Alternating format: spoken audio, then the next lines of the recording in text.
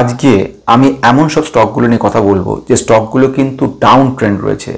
Maximum YouTuber যেটা করে, যেসব স্টকগুলো আপ হয়, যেসব স্টকগুলোতে দারুণ দারুণ রিটার্ন দিচ্ছে, যেগুলো বলা সহজ সেগুলো সেটা বলে, এবং ম্যাক্সিমাম ইউটিউব দেখবে যখন জাম্প করে যায় তারা সেসব স্টকগুলো নিয়ে আলোচনা করে এবং বলে এই স্টক আমি বলেছি দেখো কতটা কী হলো।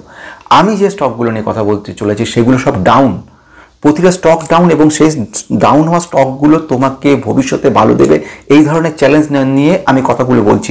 সেই জন্য আমি সবসময় ম্যাক্সিমাম টার্গেট করি নেগেটিভ যেসব স্টকগুলো রয়েছে, যেসব স্টকগুলো তোমাকে 10%, 8%, 12% ডাউন করে দিই মার্কেটে রয়ে গেছে, সেই সব স্টকগুলোর কথা আমি বলি, কারণ আমি সেইগুলোকে খুঁজি এবং সেখানেই বিজনেসটা দেখি। কখনো যেসব কোম্পানি তোমাকে প্রচুর রিটার্ন দিয়ে দিয়েছে গতকাল আজকে, সেসব কোম্পানিকে নিয়ে কথা বলছি না। তো চলে এসো ফটাফট।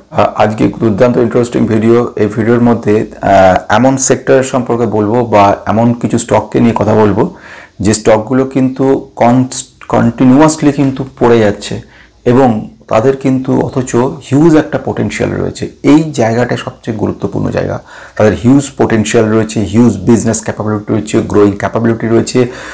এই ঘটনাগুলো কিন্তু পজিটিভিটি দিচ্ছে, ম্যানেজমেন্ট ফিউচারে খুব ভালো জায়গায় নিয়ে যেতে চলেছে, অথচ কোম্পানিগুলো কন্টিনিউয়াসলি পড়ে চলেছে। তো প্রথম যে কোম্পানিগুলো আসার আগে আমি সৌম্য সবাইকে স্বাগত জানাচ্ছি বেস্ট ইনভেস্টরের পক্ষ। যদি তোমরা নতুন কেউ যারা রয়েছে সাবস্ক্রাইব করে বেল আইকনটা প্রেস করে রাখবে, ফলে সঙ্গে সঙ্গে ইনফরমেশনগুলো তোমার কাছে পৌঁছে যাবে। আর যারা পুরনো রয়েছে তাদের অজস্র কমেন্ট, অজস্র লাইক, শেয়ার তাদের মুগ্ধ করে, তো অসংখ্য ধন্যবাদ তাদেরকে। তাদের কমেন্ট, তাদের উৎসাহে মোস্ট প্রবলি আমি চলছি প্রতিদিনকার দিন প্রচুর কাজ থাকার মধ্যেও। ঘটনা যেটা ভীষণ গুরুত্বপূর্ণ যে বিষয়টি নিয়ে বলা, সেটা হচ্ছে ইন্স্যুরেন্স সেক্টর। ইন্স্যুরেন্স সেক্টরটা হচ্ছে খুব, বিশেষ করে হেলথ ইন্স্যুরেন্সের কথা নিয়ে এখন বলতে চলেছি আমি বন্ধু। যদি এই ইন্স্যুরেন্সের কথা দেখো, সারা বিশ্বে কিন্তু হেলথ ইন্স্যুরেন্স ভীষণ গুরুত্ব পায়। তুমি যদি বিদেশে দেখো, আমেরিকাতে, সেখানে ম্যাক্সিমাম লোক সকলেরই ইন্স্যুরেন্স রয়েছে, সে কোম্পানি থেকে হোক, নিজস্ব হোক, এমনকি 2-3টে ইন্স্যুরেন্সও হেলথ ইন্স্যুরেন্স করে রাখছে লোকে। কারণ আমরা দেখতে পাচ্ছি যত দিন যাচ্ছে মেডিকেল এক্সপেন্সটা বিরাট হয়ে চলেছে। এডুকেশনাল এক্সপেন্স এবং মেডিকেল এক্সপেন্স দুটোই সাংঘাতিক। মেডিকেল এক্সপেন্স হচ্ছে এমন যে জায়গাটা না করলে নয়। এডুকেশন কারোর কম বেশি থাকতে পারে, কেউ এডুকেশন কমও থাকতে পারে, কিন্তু মেডিকেলটাকে কোনো মতে অ্যাভয়েড করা যাচ্ছে না। সেই ফ্যাসিলিটিগুলো অ্যাভেল করার জন্য এই যে বিশাল বড় এক্সপেন্স, সেটাকে বহন হঠাৎ করে যে কোনো মুহূর্তে, যে কোনো মানুষের তো কোনো গ্যারান্টি নেই, যে কোনো মুহূর্তে একটা পরিস্থিতি সৃষ্টি হতে পারে। তো সেই সমস্ত কারণের জন্য কিন্তু হেলথ ইন্স্যুরেন্স ভীষণ জরুরি। অথচ তুমি লক্ষ্য করে দেখো, তোমরা বিগত বছরের পর বছর ধরে হেলথ ইন্স্যুরেন্স কোম্পানিগুলো কিন্তু ভুগছে। কোনো কোম্পানি কিন্তু বিশাল প্রফিট দেখাতে পারছে না, রিটার্ন দেখাতে পারছে না। তো এইটা একটা কিন্তু খুব গুরুত্বপূর্ণ বিষয়। তুমি একটুখানি যদি আমরা দেখে নিই ইন্স্যুরেন্স সেক্টরে যে বক্তব্যগুলো, ইন্স্যুরেন্স সেক্টরের প্রথম মানুষের মধ্যে অ্যাওয়ারনেস। প্রথম পয়েন্ট হচ্ছে অ্যাওয়ারনেসের অভাব থাকার কারণে ম্যাক্সিমাম লোক মনে করছে যে এই মুহূর্তে হেলথ ইন্স্যুরেন্সের গুরুত্বটা খুব কম।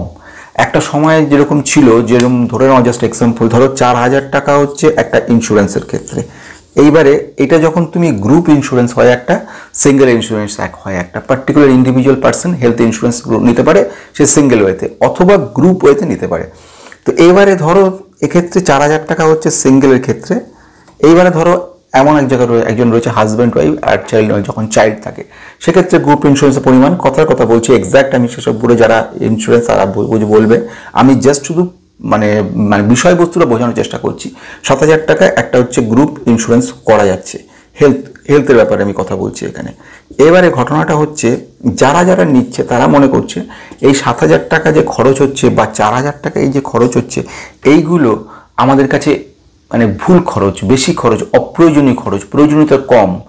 কিন্তু একটা জিনিসকে মনে রাখতে হবে, সেটা হচ্ছে এই যে সারা মাস, সারা বছর, এই 12 মান্থসের মধ্যে যে কোনো মুহূর্তে ইন্স্যুরেন্সের মানুষের হেলথ সিচুয়েশন তৈরি হতে পারে যে কোনো মুহূর্তে। এইবারে সেই মুহূর্তে জাস্ট ফর এক্সাম্পল দিচ্ছি আমি, প্রিমিয়াম 4,000 টাকা করে কেউ জমা করে যাচ্ছে, প্রিমিয়াম 4,000 টাকা করে ইন্ডিভিজুয়াল কোনো একজনের ক্ষেত্রে জমা করে যাচ্ছে। এক্ষেত্রে এই যে পার্টিকুলার পার্সনটা, যে ভদ্রলোক রয়েছেন, ভদ্রমহিলা রয়েছেন, যিনি হলেন, তিনি 1 মাসের মধ্যে অসুস্থ হয়ে পড়লেন, হসপিটালে ভর্তি হতে হল, এবং এই ইন্স্যুরেন্স টোটাল পরিমাণ হচ্ছে 1 লক্ষ টাকা। তো সেক্ষেত্রে পুরো 1 লক্ষ টাকা তিনি কিন্তু পেলেন। ফলে মাত্র 4,000 টাকা উনি দিয়েছেন ইন্টু 12 মাস, টোটাল ওনাকে হয়তো 48,000 টাকা খরচা করতে হবে। তার বদলে কিন্তু উনি 1 লক্ষ টাকার একটা প্রিমিয়াম, 1 লক্ষ টাকার সে সেটেলমেন্ট পেল, সে পুরো ক্লেম পেল। এটা কিন্তু খুব গুরুত্বপূর্ণ পয়েন্ট। ফলে এই জায়গাটা কিন্তু অ্যাভয়েড হয়ে যাচ্ছে। যে কোনো সময় মানুষের যে কোনো সিচুয়েশন তৈরি হতে পারে, কিন্তু মানুষ মনে করছে এই 4,000 টাকা আমি এটা রেকারিং করে রেখে দিই, রেকারিং করে যদি 4,000 জমা করে যাই 48,000 টাকা তৈরি হবে। অপরপক্ষ যদি সেই মানুষটা অসুস্থ না হয়, তাহলে এই 48 টাকা কিন্তু টোটালি কোম্পানির পক্ষে লাভ, আর এর ক্ষেত্রে এটা কোনো কাজে লাগলো না। তো এই চিন্তা ভাবনা থেকে মানুষ মনে করছে যে এটা সুবিধা, কিন্তু যেখানে আপদ সিচুয়েশন তো দুম করে আসে, বলে আসে না কখন কি আসবে না আসবে, সুতরাং সেই সিচুয়েশনে কিন্তু ইন্স্যুরেন্সের প্রয়োজনীয়তা প্রচণ্ড বেশি। এবার গ্রুপের ক্ষেত্রে কিন্তু সুবিধা বেশি পাওয়া যায়।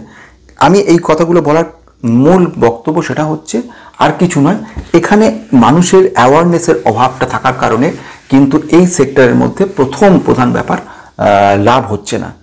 Second one, settlement claim percent অনেক ক্ষেত্রে 100% থাকে, 90% থাকে। সেটেলমেন্ট ক্লেম বলতে যে টাকাটা দেওয়া হলো, প্রতি মাস 4,000 টাকা করে জমা করা হলো, হঠাৎ করে প্রয়োজন পড়লো এবং কেউ ইমার্জেন্সি ভর্তি হলো, সেক্ষেত্রে তার যে টোটাল টাকাটা পাওয়ার পরিমাণটা কতটা, 1 লক্ষ টাকা মানেই 1 লক্ষ টাকা দিয়ে দেবে তার কোনো মানে নেই। 1 লক্ষ টাকা থেকে 70, 80, 90ও পাওয়া যেতে পারে, কারণ সব খরচ খরচা কিন্তু ইন্স্যুরেন্স কোম্পানি বহন করে না, সুতরাং এই জায়গাটা গুরুত্বপূর্ণ। তো এই ধরনের কিছু ধোঁয়াশা থাকার কারণের জন্য ম্যাক্সিমাম লোক কিন্তু এখানে আসতে ভয় পাচ্ছে। অথচ এই সেক্টরটার মধ্যে কতগুলো জিনিসের প্রচুর বেড়ে যাওয়া, যেমন সেলস প্রমোশন, অ্যাডভার্টাইজমেন্ট প্রচুর করতে হচ্ছে।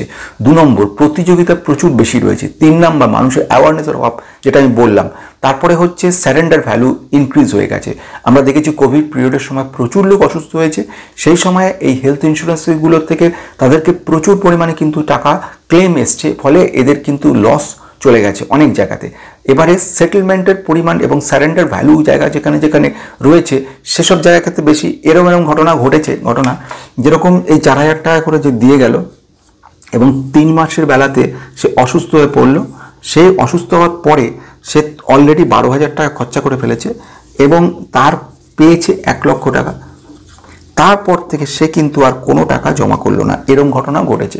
ফলে সেগুলোর ক্ষেত্রে একটা যাকে বলা হয় রিকভারিটা কম হয়ে যাচ্ছে। তো এই ধরনের কিছু কিছু প্রবলেম সৃষ্টি হচ্ছে, ফলে সেসব ক্ষেত্রে কিন্তু হেলথ ইন্স্যুরেন্স সেক্টরটা কিন্তু অবহেলিত রয়ে গেছে। কিছু ম্যানেজমেন্টের কস্ট বেড়ে গেছে।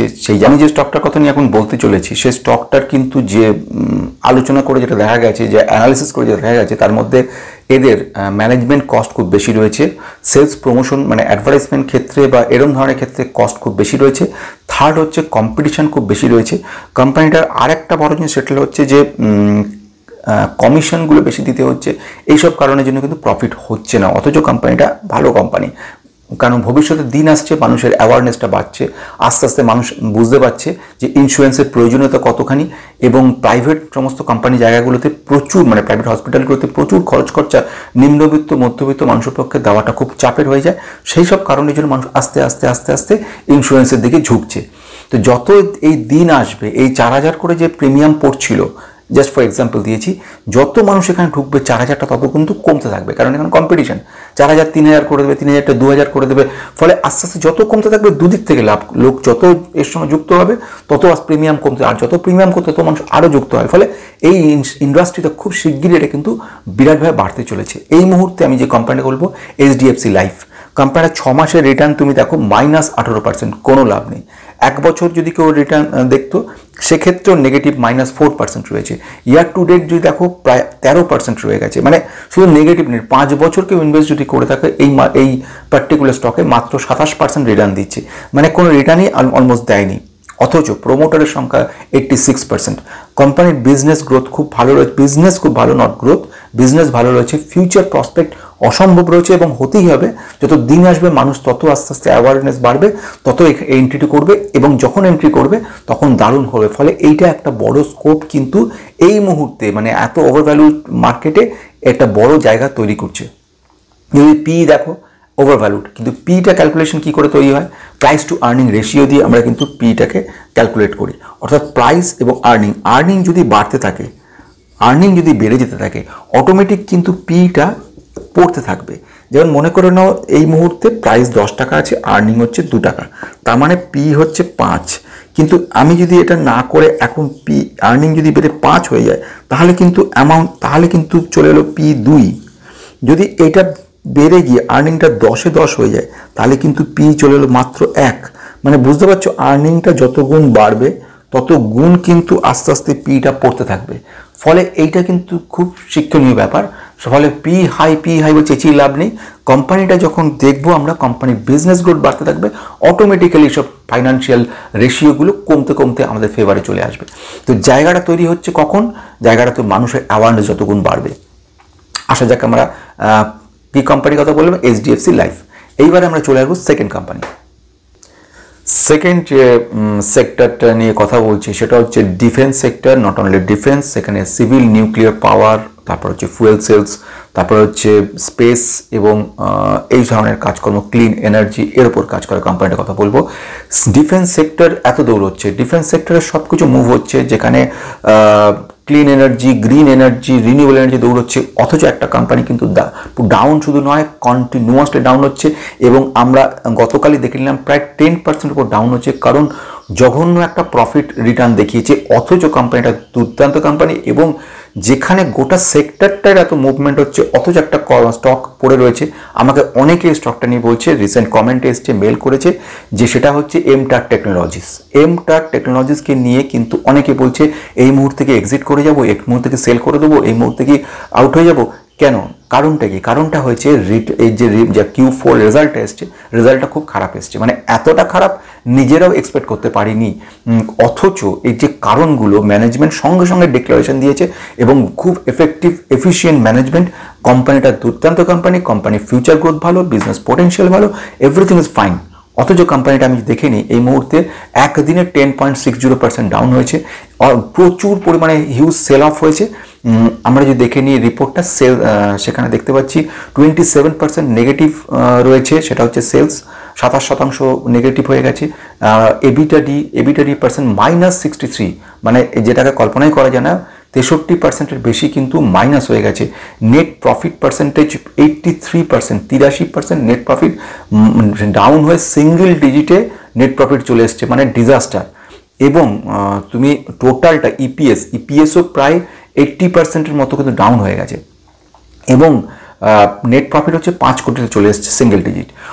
কোম্পানিটার এই যে সিচুয়েশন দাঁড়িয়েছে তা থেকে অনেকে প্যানিক হয়ে গেছে, এবং স্পেশালি আমি এই কোম্পানিটার কথা আগেও বলেছি, এখনও বলছি। এমটার টেকনোলজির বেসিক্যালি যে বক্তব্যটা সেটা হচ্ছে ম্যানেজমেন্ট থেকে শ্রীনিবাসন, মানে ওনার নাম হচ্ছে প্রভাত শ্রীনিবাসন রেড্ডি, উনি ইমিডিয়েট একটা স্টেটমেন্ট প্রকাশ করেছে, যেটা খুব জরুরি ছিল। এত মারাত্মক ডাউন হয়ে মার্কেট ক্যাপিটালাইজেশন ডাউন হয়ে গেছে, কোম্পানিটা যাকে বলা হয় সাপোর্টের কাছে চলে এসছে, মানে একেবারে কেনার জায়গায়, যে জায়গায় ছিল 1.5 বছর আগে। কি ব্যাপার? বক্তব্যটা কি? তারা বলছে যে প্রথম ঘটনা আর এক্সপেক্ট করতে পারেনি, স্বীকার করে নিয়েছে। ওদের যে কথা সেটা হচ্ছে, 1 নম্বর ওরা বলছে যে এবিটা দিয়ে বলছে লোয়ার রয়ে গেছে। এবিটা ডি ব্যাপারটা কি একটু বুঝতে হবে, খুব ছোট করে বোঝাচ্ছি, সময় খুব কম বলে। নর্মালি যে কোনো কোম্পানির যারা sales, manufacturing company, distribution company, তারা কি করে, টোটাল সেলস তোমার যা হচ্ছে, টোটাল সেলস থেকে মাইনাস করছি আমরা এক্সপেন্সেস, প্লাস আদার এক্সপেন্সেস, যে কোনো ধরনের এক্সপেন্সেস, প্লাস হচ্ছে ইনকাম হচ্ছে এক্সট্রা ইনকাম, এই ধরনের জায়গাগুলো, মানে টোটালি তুমি সেল আর প্রফিট, রেভিনিউ মাইনাস এক্সপেন্সেস বাদ দিলে যে জায়গাটা চলে আসছে, যে জায়গাটার মধ্যে ট্যাক্স হচ্ছে এমন একটা জিনিস সেটা কিন্তু আনঅ্যাভয়েডেবল, এবং ট্যাক্সটা কিন্তু ভ্যারিয়েবল, সুতরাং ওটাকে আমি বাদ দিচ্ছি। ডেপ্রিসিয়েশন ফিক্সড, ওটাকে আমি বাদ দিচ্ছি। মানে একদম একদম কোম্পানির টোটাল পিকচারটা যদি পেতে চাই তাহলে আমাকে এবিটি দিয়ে আনতে হবে। এবিটি দিয়ে অর্থ earning before tax, depreciation and amortisation. এই ট্যাক্স, ডেপ্রিসিয়েশন, অ্যামোর্টাইজেশনগুলো যদি থাকে, এক্স্যাক্ট কোম্পানির প্রফিটটা আমরা পাবো না। তো এবিটা দিয়ে নেট প্রফিটের একদম কাছাকাছি জায়গায় চলে আসে, ফলে নেট প্রফিটে যেগুলো তোমাকে ইম্প্যাক্ট দিচ্ছে, ধরে নাও আদার ইনকাম ঢুকে গেছে, সেই ইনকামগুলোকে তো বাদ দিতে হচ্ছে, বা এক্সপেন্সগুলো থাকার জন্য প্রফিটটা কমে যাচ্ছে, সেগুলোকে বাদ দিতে হচ্ছে। এইখানে আমরা কি করছি, এখানে আমরা নিচ্ছি শুধুমাত্র এবিটা দিয়ে, ফলে একটা কোম্পানির এক্স্যাক্ট পিকচারটা আমার কাছে ক্লিয়ার হয়ে যাচ্ছে। তাহলে আমি মোটামুটি খবর বোঝা গেল এবিটা দিয়ে ওদের কিন্তু ভেরি লো সিচুয়েশন রয়েছে, এটাও নিজেরা স্বীকার করেছে। তার কারণ ওরা যেটা বলছে অপারেটিং লিভারেজটা ওদের কম হয়েছে, এবং তার খাওয়ার কারণ হচ্ছে অপারেটিং লিভারেজের মধ্যে যে বক্তব্য রয়েছে এদের, সেটা বলছে এরা যে ডিমান্ড, এরা যে অর্ডারগুলো পেয়েছে সেটা ডিফার্ড অর্ডার পেয়েছে, মানে ডিউ টু ডিফার্ড অর্ডার করার জন্য এদেরকে কিন্তু ক্লিন এনার্জি সেগমেন্টে এদের বক্তব্য কী, এরা কাজকর্ম কী, এরা ডিফেন্সের কাজ করে, প্রিসিয়াস ইনস্ট্রুমেন্ট তৈরি করে, ক্লিন এনার্জির উপর কাজ করে। বড় অংশ আমরা জানি যেটা সেটা হচ্ছে ব্লুম এনার্জি, সারা বিশ্বের মধ্যে সেরা একটা কোম্পানি, তারা কিন্তু এদের ক্লায়েন্ট। এবারে ক্লিন এনার্জি থেকে যত অর্ডার পাবে ম্যাক্সিমাম অর্ডার কিন্তু এরা এদের থেকে পেত। এবং একটা সময় মিস্টার শ্রীনিবাসন বলেছেন যে আমরা কিন্তু একটা কোম্পানির উপর ডিপেন্ড করে আমরা চলবো না, আমরা ডিফারেন্ট কোম্পানির সঙ্গে যুক্ত হবো। ব্লুম এনার্জি যেটা আমরা জানি বিদেশে আমেরিকায় রয়েছে, সেখানে এই কোম্পানি বিভিন্নভাবে চাপে রয়েছে, ফলে এদের অর্ডার পেতে দেরি হয় বিভিন্ন কারণে, ফলে আলটিমেটলি এফেক্ট এদের উপর পড়ছে। এরা এখন বলছে আমরা স্পেস, অ্যারো ডিফেন্স এইগুলোর দিকে আমরা নজর দিচ্ছি, ফলে অতগুলো যেটা আমি বলছিলাম এখন যে ঘটনা সেটা হচ্ছে 1 নম্বর ওরা পয়েন্ট বলেছে সেটা deferred of orders in the clean energy segment বলেছে। সেকেন্ড প্রবলেম বলেছে সেটা হচ্ছে delay in execution order, execution যে অর্ডারগুলো যেমন স্পেস এবং অ্যারোস্পেস যে সমস্ত ভার্টিক্যালি যেসব অর্ডারগুলো ওরা পেয়েছে সেগুলো এক্সিকিউট করতে ওদের দেরি হয়ে গেছে, ফলে এই জন্য প্রবলেম, মানে এটা কোনো প্রবলেম বলে ওরা মনে করছে না। ওরা বলতে চলেছে একটু নজর করো ক্যাশ ফ্লোর দিকে, নেট ক্যাশ ফ্লো আমাদের কিন্তু বহুগুণ বাড়িয়ে দিয়েছি। নেট ক্যাশ ফ্লো ব্যাপারটা জানতে হবে, মানে একটুখানি ফাইন্যান্সিয়াল ব্যাপারটা একটু ছুঁয়ে না গেলে তোমরা ব্যাপারগুলোকে ধরতে পারবে না। নেট ক্যাশ ফ্লো ব্যাপারটা কী জিনিস, এই মুহূর্তে তোমার হাতে কত ক্যাশ রয়েছে। যেরকম যখন আমরা ক্যাশ ফ্লো তৈরি করি, একটা থাকে ইন, একটা থাকে আউট। একটা হচ্ছে ক্যাশ ইন হচ্ছে কোম্পানিতে আসছে, ক্যাশ একটা তোমার আউট হয়ে যাচ্ছে। এবারে যে ক্যাশ ইন আউট হচ্ছে এর মধ্যে অনেকগুলো প্যারামিটার থাকে, ইনভেস্টমেন্ট অ্যাক্টিভিটি থাকবে, অপারেটিং অ্যাক্টিভিটি থাকবে, এটসেট্রা এটসেট্রা। আমি ওই ব্যাপারে এখন যাব না, অন্য একটা ডিটেলস ভিডিও বানাবো, সেখানে ক্যাশ ফ্লো নিয়ে আলোচনা করবো। একটা দুর্দান্ত ইন্টারেস্টিং জিনিস ক্যাশ ফ্লোটা হচ্ছে এমন ব্যাপার, সেখানে তুমি যে কোনো সময় একটা কোম্পানির ডিটেলস পিকচারটা পেয়ে যাবে। ব্যালেন্স শিটে অনেক রকম কারুকার্য করা যায়, কিন্তু ক্যাশ ফ্লোর মধ্যে কারুকার্য করার সম্ভাবনা খুব কম। আমরা ছোটোবেলায় শুনেছিলাম সত্যম কম্পিউটারের কথা নিয়ে, সেখানে থেকে দেখেছিলাম যে কিভাবে তারা ব্যালেন্স শিটকে কায়দা করেছিল, কিন্তু ক্যাশ ফ্লোটা যদি ভালো করে দেখা থাকতো লোকেদের, তাহলে এই ঝাড়টা হতো না। ঘটনা কি, এখানে চলে আসি যে জায়গাটা তাড়াতাড়ি করার জন্য cash flow, net cash floor পরিমাণ কিন্তু বেড়েছে। যেমন আমরা যদি দেখি গত বছরে যেখানে ছিল 7.4 crores, সেটা কিন্তু এবারে চলে এসছে 57.4 crores-এ চলে এসছে। ফলে ক্যাশ ফ্লোটা কিন্তু অনেকটা বেড়েছে। ক্যাশ ফ্লো যদি বাড়ে, নেট ক্যাশ ফ্লো যদি তোমার কাছে বাড়তে থাকে, অর্থাৎ তোমার কাছে টাকা রয়েছে, তুমি ইনভেস্ট করতে পারছো না, ফলে ইনভেস্টমেন্টের জায়গা রয়েছে, সেখানে ইনভেস্ট করতে দেরি হয়ে গেছে তোমার, ফলে তার থেকে রিটার্নটা আস্তে আস্তে দেরি হয়ে গেছে। হয়তো রিটার্নটা আসবে জুন জুলাই মাসে, ফলে নেক্সট ইয়ারে গিয়ে এর এফেক্টটা দেখতে পারবে। তো ওরা এই কথাটাই বক্তব্য রেখেছে। ওরা খুব সুন্দরভাবে টার্গেট করে দিয়েছে, এটা খুব ভালো জিনিস করেছে। ওরা বলছে সামনের 1 বছরের মধ্যে এবং আগামী অ্যাচিভমেন্ট জায়গা 30 থেকে 35% ইয়ার বেসিসে রেভিনিউ গ্রোথ ওরা আনতে চলেছে। 30 থেকে 35% রেভিনিউ গ্রোথ ওরা আগামী দিনে আসছে। ওরা কিভাবে সেগুলো আসছে, ওরা বলছে 3টে জায়গা ওরা টার্গেট করেছে। ক্লিন এনার্জি, যেটা ওদের প্রাইমারি জায়গা, সেকেন্ড ওয়ান হচ্ছে অ্যারোস্পেস, এবং ডিফেন্স হচ্ছে থার্ড জায়গা। ফলে এই ওদের যে কাজকর্মগুলোর মধ্যে তুমি যদি দেখো ব্যাপারটা ক্লিয়ার হবে। আমি অন্য জায়গায় বলেছিলাম, এখানে একটু শর্টে বলছি, যেটা বলে সিভিল নিউক্লিয়ার পাওয়ার, তার উপর এরা কাজ করে। এরা ফুয়েল সেলসগুলো তৈরি করে, এরা ডিফেন্সের সূক্ষ্ম যন্ত্রপাতি তৈরি করে। এরা স্পেসে, আমরা চন্দ্রায়ন 3 কথা শুনেছি, স্পেসে এদের কিন্তু ইনস্ট্রুমেন্ট পার্টস সব গেছিল। তো ঘটনা হচ্ছে এরা বহু বছর ধরে কিন্তু অ্যারোস্পেসের উপর রিসার্চের কাজ করছে। প্রেজেন্টলি এদের যে খবর এসছে সেটা হচ্ছে খুব টার্গেট ওরা করছে, সেটা হচ্ছে এবিটা ডিএকে কিন্তু 22% এবিটা ডিএ ওরা আনবেই। এই ঘটনাটা ম্যানেজমেন্ট তরফ থেকে বলে দিয়েছে এবং বলেছে আগামী বছর এবং বছরগুলোতে আপনারা দেখতে পারবেন এখানে চেঞ্জেসগুলো। ফলে ওরা যেটা বলছে, ম্যানেজমেন্টের কথা আমাদের শুনতেই হবে, ম্যানেজমেন্ট থেকে বড় কথা তো কেউ বলার নেই। এবার ম্যানেজমেন্ট যদি ভুল মিথ্যা বলে সেটা একটু টোটালি ডিফারেন্ট থিং, কিন্তু ম্যানেজমেন্টের বক্তব্য সেটা ভুল বলাটা মানে টোটাল কোম্পানির উপর ডিজাস্টার আসা। আশা করি কোনো কোম্পানি, কোনো ম্যানেজমেন্ট কোনোদিন চাইবে না সে কোম্পানি খারাপ সিচুয়েশন হোক। এখানে যে বলছে ওরা এবিটা দিয়ে 22% সিএজের আনতে চলেছে, এবং ওরা যেটা বলছে 30 থেকে 35% কিন্তু ওরা ইয়ার অন ইয়ার বেসিসে রেভিনিউ গ্রোথ করাবে। এরা যেটা বলছে খুব সিগনিফিকেন্ট অর্ডার ওরা অলরেডি পেয়ে গেছে এবং কিছু অর্ডার পেতে চলেছে, সেটা হচ্ছে স্পেস এবং যেটাকে বলা হয় অ্যারোস্পেসের উপরে। তো অ্যারোস্পেসের উপরে মেজর কিছু মাল্টিন্যাশনাল কোম্পানি, যেগুলোর নাম এখন ওরা বলতে চাইছে না, এই কারণে যে ফাইনাল এগ্রিমেন্ট হওয়ার পরে তার নামগুলো বলবে। এখন যেটা হয়েছে একদম ফাইনাল স্তরে রয়েছে, কথাবার্তা হয়ে গেছে এবং এগ্রিমেন্টটা হলে তবে ওরা কথাগুলো বলবে। তো ওরা যেটা বলছে সেটা হচ্ছে যে এইসব কোম্পানিগুলোর সঙ্গে টাই আপ করছে এবং তারা বেশ কিছু অর্ডার দিয়ে দিয়েছে, সেই অর্ডারগুলো এরা এক্সিকিউশন মানে ইনফ্যাক্ট কিছু অর্ডার এক্সিকিউশনের রাস্তায় চলে গেছে। ফলে এইগুলো ওদেরকে কিন্তু ভালো জায়গা দেবে। ক্লিন এনার্জির মধ্যে যেটা আমি বলছিলাম, নিউক্লিয়ার পাওয়ার, তারপরে ফুয়েল সেলস, স্পেস ডিফেন্স, এই সমস্তগুলো কিন্তু এদের একটা পজিটিভ জায়গা তৈরি করছে। তো আমরা এটা থেকে একটা জিনিসে উপনীত হলাম বা একটা জায়গায় এলাম, এক্সিট করার জায়গা নেই, হোল্ড করতে পারো এবং এটা কিন্তু বাইং রেঞ্জে ঢুকে আছে, তো কেনার জায়গাও রয়েছে, কিন্তু কোনো বাই সেল রেকমেন্ডেশন আমি করছি না। আমি চলে আসবো তৃতীয় জায়গায়। এবার যে স্টকটার কথা যাব সেটা হচ্ছে আইটি সেক্টরের স্টক। আইটি সেক্টর যেখানে এত ইমপ্রুভ করছে বা আইটি সেক্টরের মুভমেন্টটা ভালো চলছে, যে স্টকটার কথা বলছি আগেও বলেছি, আমি বারবারই সে একই কথা বলবো, সেটা হচ্ছে আমি এমন সব স্টকগুলো নিয়ে আলোচনা করছি যেগুলো কিন্তু ডাউনে রয়েছে অথচ তার ফিউচার পোটেনশিয়াল ক্যাপাবিলিটি ভালো রয়েছে। এরকম নয় কোম্পানিগুলো দৌড়ে গেছে। কোম্পানিটার যে কথা বলবো, কোম্পানিটা কিন্তু রিসেন্ট রিপোর্ট খারাপ এসছে, গতকাল প্রায় 3% মতো ডাউন হয়ে গেছে কোম্পানিটা, এবং কোম্পানিটার কারেন্ট মার্কেট প্রাইস চলেছে 246, মানে আমাদের যে সাপোর্ট যেটা রয়েছে, সাপোর্ট হচ্ছে 250, অর্থাৎ সাপোর্টের নিচে নেমে এসছে। কোম্পানিটা যদি দেখো Q4 রেজাল্ট একদম বাজে করেছে। রেজাল্ট হচ্ছে সেলস গ্রোথ মাত্র 7%, ওয়ান সিঙ্গেল ডিজিটের সেলস গ্রোথ হয়েছে, এবং এবিটাডি, আমি এবিটাডি নিয়ে বলেছি, আবার সেই কথাটা বলছি না, এবিটাডি এই মুহূর্তে 2% মাত্র রয়েছে এবং net profit negative 7%, EPS earning পার শেয়ার নেগেটিভ 7%, মানে এভরিথিং ইজ নেগেটিভ। তো এই নেগেটিভ একটা মহল তৈরি হয়েছে, নেগেটিভিটির মধ্যে ফ্রাস্ট্রেটেড অনেকে এক্সিট করে যাচ্ছে, এক্সিট করার চেষ্টা করছে, অথচ কোম্পানিটা এমন খারাপ কিছু নয়, প্লাস এর অনেক বেশি পোটেনশিয়াল ক্যাপাবিলিটি আছে এবং এটা বিরাট একটা সুযোগ তৈরি করে দিচ্ছে। কোম্পানিটার নাম হচ্ছে স্যাকসফট। স্যাকসফটকে নিয়ে বক্তব্য হচ্ছে প্রচুর ডাউন হয়ে চলেছে দিনের পর দিন।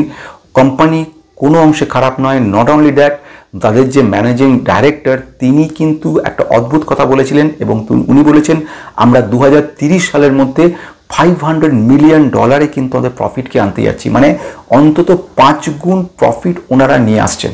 এই যে 5 গুণ প্রফিট, 5 টাইমস প্রফিটকে ওনারা যে তোলার চেষ্টা করছে, তার মানে এটা যত ডাউন হচ্ছে তত গুণ ওরা এক্সপেক্ট করছে ভালো হবে, এবং মুখে কথা নয়, তারা কন্টিনিউ চেষ্টা করে চলেছে। কোম্পানিটা কিন্তু টার্গেট করে আছে, তাদের যে রেভিনিউ প্ল্যান রয়েছে সেগুলো অসম্ভব ফুল প্রুফ, অথচ কোম্পানিটা ডাউন জায়গা রয়েছে। এটা কিন্তু একটা ব্যাপার। ঘটনা হচ্ছে ম্যানেজমেন্ট যে বক্তব্য দিচ্ছে বা যেভাবে বক্তব্য রাখা হচ্ছে, যেভাবে কোম্পানিটা এগোচ্ছে, কোম্পানি অলরেডি 3টে কোম্পানি কিন্তু ওরা মার্চ করা বলো, অ্যামালগামেশন করা বলো, মানে গিলে নেওয়া বলো, যাই বলো, সেইগুলো শুরু করে দিয়েছে প্রসেস। মানে কখনই এসব কোম্পানিগুলো করে যেসব কোম্পানিগুলোর ফিউচার গ্রোথটা সাংঘাতিক থাকে। তো এই কোম্পানিটা কিন্তু একটা একটা করে মার্চ করে চলেছে অন্যান্য কোম্পানিগুলোকে, একটা অ্যামালগামেট করার চেষ্টা করছে, কোম্পানিগুলো অধিগ্রহণ করার চেষ্টা করছে, করে তাদের প্রসেসটাকে আরও বাড়ানোর চেষ্টা করছে। মানে তুমি যদি ধরো মনে করো স্পেশালাইজড রয়েছো তুমি একটা সাবজেক্টের মধ্যে, তুমি মনে করো হিস্ট্রিতে স্পেশালাইজড, তো তুমি তো হিস্ট্রির ব্যাপার নিয়ে পড়াশোনা করছো, সেই ব্যাপারে কাজ করছো, কিন্তু তুমি যখন পল সায়েন্সের ব্যাপার নিয়ে এগোবে, তুমি যদি মনে করে নাও তুমি এখন কম্পিউটার সায়েন্সের কোনো একটা ব্যাপার নিয়ে এগোবে, তুমি একটা মনে করো জিওগ্রাফির কোনো একটা ব্যাপার নিয়ে এগোবে, তোমার স্পেশালাইজেশন নেই, তুমি কি করছো, এই কোম্পানির যারা যারা কাজ করছে সেই সব কোম্পানিগুলোকে তুমি কিন্তু নিয়ে নিচ্ছ, ইনক্লুডিং তাদের এমপ্লয়ি এটসেট্রা, পুরো সেট শুদ্ধ। ফলে তুমি কিন্তু এটা plus C plus P plus G, তুমি সবগুলোতে কিন্তু মাস্টার হয়ে যাচ্ছ। এটা মনে রাখতে হবে। এদের যে বড় বড় ক্লায়েন্ট রয়েছে, এদের যে ক্লায়েন্ট রয়েছে প্লাস এদের যে ক্লায়েন্ট আছে, এদেরকে কিন্তু সব নিয়ে নিচ্ছে, এবং এইসব ক্লায়েন্টদের একটা ফেসিলিটি দিচ্ছিল, এখন আরও 3টে ফেসিলিটি তারা কিন্তু পেয়ে যাচ্ছে এই সব কোম্পানিগুলো থেকে। সেই জন্য অ্যামালগামেশন এইসব ক্ষেত্রে মারাত্মক কাজের জিনিস। ফার্স্ট ওয়ান ড্রিম অরবিট সফটেক্ট নিয়েছে। সেকেন্ড ওয়ান 36 লজিকা টেস্টিং সার্ভিসেস নিয়েছে, এরা কোয়ালিটি টেস্টারশিপ কাজ করে। ফলে যে কথাটা বলছিলাম, এই ধরনের যে কাজগুলো করছে, কোয়ালিটি অ্যাসুরেন্সের ব্যাপারে স্পেশালিস্ট কিছু লোককে ওরা নিচ্ছে, প্লাস কিছু সফটওয়্যার নিচ্ছে, টোটাল ইনফ্রাটা নিচ্ছে, ওদের ক্লায়েন্টগুলোকে তুলে নিচ্ছে, এটা একটা সুবিধা। থার্ড তৃতীয় কোম্পানিটা টেরাফাস্ট নেটওয়ার্ক প্রাইভেট লিমিটেড, এই কোম্পানিটাকে উনি নিয়েছে। এটা আবার এদের কাজগুলো করছে সেটা হচ্ছে নেটওয়ার্কিংয়ের জগতে যে স্পেশালাইজড কোম্পানি, মানে আমি যে যেটা বললাম এক একটা স্পেশালাইজেশন সেগুলো সব কিন্তু অ্যামালগামেট হচ্ছে। এটা একটা বিরাট বড় জিনিস। এরা ইন্ডাস্ট্রির যে নজর রাখছে, 4টে ইন্ডাস্ট্রিকে কিন্তু একসঙ্গে ওরা ট্যাগ করার চেষ্টা করছে। 1 নম্বরকেও রাখছে ফিনটেককে নিয়ে আগে বহুবার বলেছি, এখানে খুব শর্টেজ যে বলে দিচ্ছে সেটা হচ্ছে যেরকম ওরাকেল ওরকম RDBMS এর কাজকর্ম হয়, ফিনটেক একটা অ্যাপ্লিকেশন লেয়ার লেভেলে কাজকর্ম করেছে, যেটা কিনা আমি খুব শর্টে বলা মানে সাধারণ ভাষায় বলার চেষ্টা করছি। মানে ইউজারদের যে ধরো একটা ব্যাংকিং বা কোনো NBFC যারা কিনা ফাইন্যান্সিয়াল কাজকর্মগুলো করে, তারা একটা অ্যাপ্লিকেশন লেভেল হচ্ছে আমি যেখানে বসে কাজ করছি সেটা হচ্ছে অ্যাপ্লিকেশন লেভেল, একটা হচ্ছে ডেটাবেস লেভেল যেখানে ডেটাবেসটা থাকছে, স্টোর থাকছে, যেখান থেকে আদান প্রদান করছি আমরা। তৃতীয়ত একটা থাকছে ওয়েব স্ফিয়ার, যেখানে ওয়েবের মধ্যে কাজগুলো করছে। ওয়েব মানে যেখানে ক্লাউডের মধ্যে কাজগুলো হচ্ছে, কিছু ডেটা ক্লাউডে থাকে, কিছু ডেটা থাকে সার্ভারে। ক্লাউড থেকে ডেটা অ্যাক্সেস করা খুব quick rather than particular database server থেকে রেকর্ডটা তুলে আনতে গিয়ে মনে করো তোমার একটা অন্য বাড়িতে কিছু খাবার রয়ে গেছে, তুমি সেই খাবার আনতে যাবে, আর কিছু খাবার তুমি তোমার কাছে এখানে স্টোর করে রেখেছো ছোট্ট করে। তোমার অল্প যদি খিদে পায় চট করে সামনে থেকে সামনে খেয়ে নেবে, আর খুব জোরে খিদে পেলে তখন দূরে গিয়ে খেতে হবে তোমাকে। এখন এরা এই ধরনের কাজগুলো হচ্ছে এইখানে। অ্যাপ্লিকেশন লেভেল থাকছে, ডেটাবেস লেভেল থাকছে, ক্লাউড লেভেল থাকছে, ক্লাউডের সঙ্গে কুইকলি এরা অ্যাক্সেসিংগুলো করছে, তাড়াতাড়ি কাজ করছে। ফিনটেক ব্যাপারটা খুব শর্টে বিশাল বক্তব্য ছোট্ট করে ছাড়ছি। নেক্সট ওয়ান যেটা হচ্ছে ট্রান্সপোর্ট এবং লজিস্টিক ডিপার্টমেন্টে, মানে ভার্টিক্যালে ওরা কিন্তু কাজ করছে, ট্রান্সপোর্ট এবং লজিস্টিক ভার্টিক্যাল। সেখানে লজিস্টিক অ্যাপ্লিকেশন লেয়ারে আমি একটু ডিটেলসটা আগে বলেছি, তারা কিন্তু ওই ডেটাবেস কাজকর্ম করা, পার্টিকুলার কোনো ট্র্যাকিং করা, কোনো একটা প্রোডাক্টকে তুমি এই জগৎ থেকে এই এরিয়া থেকে দূরে এরিয়া পাঠাচ্ছ, সেকে ট্র্যাক করা, কোনো গুডসকে ট্র্যাক করা, কোনো ম্যানিপুলেশন করা, এভরিথিং মানে সফটওয়্যার লেভেলে যা কাজগুলো করা, টোটালটা স্ট্রাকচারটা, টোটাল সাপোর্টটা এরা দিচ্ছে লজিস্টিক ট্রান্সপোর্টের ব্যাপারে। হাইটেক মিডিয়ার ওপরে কিন্তু কাজকর্ম, মিডিয়া পাবলিকেশনে যে কাজকর্মগুলো হয় সেখানে কিন্তু সফটওয়্যার সাপোর্টটা এরা দেয়। মানে যেরকম মনে করো না যে সমস্ত নিউজ পেপারে যে সময় অ্যাডভার্টাইজমেন্টগুলো হচ্ছে, নিউজ পেপারে যে কাজকর্মগুলো হচ্ছে, নিউজগুলোকে যে গ্রহণ করা হচ্ছে, সেগুলোর মধ্যে আরও সফটওয়্যারের মাধ্যমে ব্যাপারটাকে অনেক সহজ করে দিচ্ছে। নেক্সট মানে এটা হলো 1 নম্বর ফিনটেক বলেছি, সেকেন্ড ওয়ান ট্রান্সপোর্ট লজিস্টিক বলেছি, 3 নম্বর হাইটেক মিডিয়া বলেছি, 4 number retail and e commerce. Retail e commerce এদের বেশ কিছু কার্ড সফটওয়্যার, বেশ কিছু সফটওয়্যার রয়েছে যার মাধ্যমে কিন্তু এরা এই কাজগুলো করে যায়। যেরকম মনে করো না অ্যামাজন কিংবা ফ্লিপকার্ট কিংবা ওই ধরনের যেসব কোম্পানিগুলো রয়েছে, মিশো রয়েছে, এরা কি করে, এরা নিজেরা তো সফটওয়্যার তৈরি করছে না, এরা এইসব কোম্পানির কাছ থেকে সফটওয়্যার বানাচ্ছে এবং এইসব সফটওয়্যারের মধ্যে 3Dতে দেখানো বা এটাতে 360 ডিগ্রিতে মুভ করা প্রোডাক্ট রিলেটেড যে কাজগুলো করা, পেমেন্ট করার পরে সেই গেটওয়ের মাধ্যমে টাকাটা ট্রান্সফার হওয়া, এই সমস্ত সিকিউরিটি টোটাল প্রোভাইড করা, এইসব কোম্পানিগুলো গ্রোথ হচ্ছে। আগামী দিনে কোম্পানি থেকে আমরা খুব ভালো পজিটিভ কিছু খবর পাবো, অথচ কোম্পানিটা ডাউন রয়েছে, এটা কিন্তু একটা বড় জায়গা। সাপোর্টের জায়গা 250, এখন সে ঘোরাফেরা করছে 246। এইটুকু শুধু বলবো, না বাই না সেল, কোনো রেকমেন্ডেশন নয়। তাহলে আমরা 3টে ফ্যান্টাস্টিক কোম্পানিকে আমরা জেনে নিলাম, 3টে কোম্পানিকে বুঝে গেলাম, 3 দিক। একটা ঘটনা সেটা হচ্ছে ইন্স্যুরেন্স সেক্টরটা টোটালি কিন্তু ওভারলুকড, অনেকেই গ্রাহ্য করেন ইন্স্যুরেন্স সেক্টর নিয়ে, বিশেষ করে হেলথ ইন্স্যুরেন্স নিয়ে কোনো গ্রাহ্য নেই, অথচ সেক্টরটার পোটেনশিয়াল অসম্ভব রয়েছে। HDFC লাইফ তার মধ্যে একটা সেরা, অথচ তার ক্যাপাবিলিটি দেখো বিগত 1 বছর ধরে ডাউনই চলেছে। সেকেন্ড ওয়ান এমটার টেকনোলজি, যাকে নিয়ে আমি কনস্ট্যান্টলি বলে যাচ্ছিলাম, আগে বহুবার ভিডিও বানিয়েছি, বহু লোক প্যানিক, অনেকে জানতে চেয়েছে, তাদের ডিটেলসটা ম্যানেজমেন্ট তরফ থেকে কী বলেছে এবং কী হতে চলেছে বলে দিয়েছি। থার্ড যে IT স্টকটার কথা বললাম, সেই স্টকটা কিন্তু ফ্যান্টাস্টিক, প্রচুরভাবে এগিয়ে চলেছে, প্রচুর অ্যামালগামেট করছে। আলটিমেটলি কিন্তু এদের গোল হচ্ছে 500 মিলিয়ন। 500 মিলিয়ন কথাটার অর্থ শুধু 500 মিলিয়ন বলে না, আমি কোথায় আছি এবং কোথায় যাব সেটা বেশি গুরুত্বপূর্ণ। আছি 100-তে, যাব 500-তে, মানে 5 গুণ বাড়াবো 3 বছরের মধ্যে। তো এই যে টার্গেটটা একটা ম্যানেজমেন্ট যখন করে, সেখানে সেই বুঝে করে, সেই মতো ওরা প্রচুরভাবে স্প্রেড করছে। অথচ তুমি যদি রেজাল্ট রিপোর্ট দেখো, report card zero, report card negative, -7%।